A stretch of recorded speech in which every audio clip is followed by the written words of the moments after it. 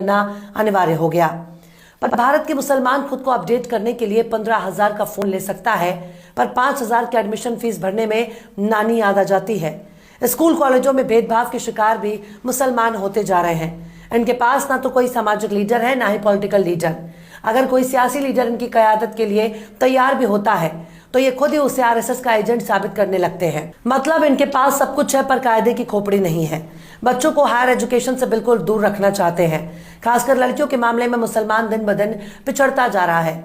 ये एकजुट होकर दरगाह बनाने के लिए पैसा इकट्ठा कर सकते हैं, एकजुट होकर कव्वाली के लिए चंदा वसूल कर सकते हैं, एकजुट होकर मुशायरे के लिए चंदा बटोर सकते हैं, एकजुट होकर महज एक रात के लिए बड़े शायर को बुलाने के लिए 5 लाख का चंदा इकट्ठा कर सकते हैं, पर एकजुट होकर खुद के लिए स्कूल कॉलेज यूनिवर्सिटी बनाने के लिए पैसा इकट्ठा नहीं कर सकते।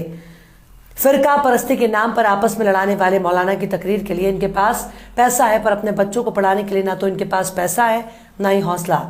एक फर्जी मुकदमा अगर पड़ोसी पर दर्ज हो जाता है तो हफ्तों तक मोहल्ले वाले उसके घर की तरफ नजर उठाकर भी नहीं देखते। यह है मुसलमानों का हाल।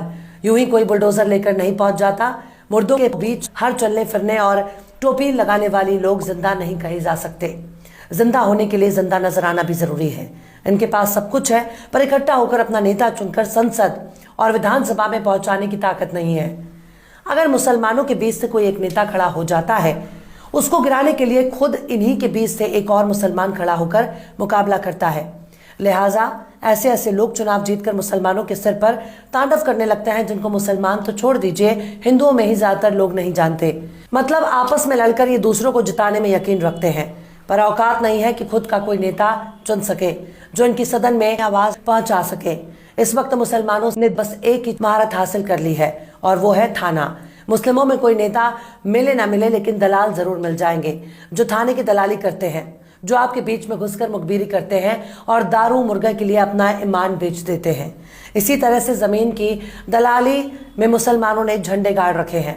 अगर शहरों की बात की जाए तो इनको पैसे की इतनी हवस है, ये दाढ़ी टोपी कर दलाली करते हैं ताकि दूर से कोई भी इनके बहुत बड़ा मुत्तकी और परहेजगार आदमी समझे, पर इनकी दाढ़ी के पीछे सारे ऐप छिपे हुए हैं। मिसाल के तौर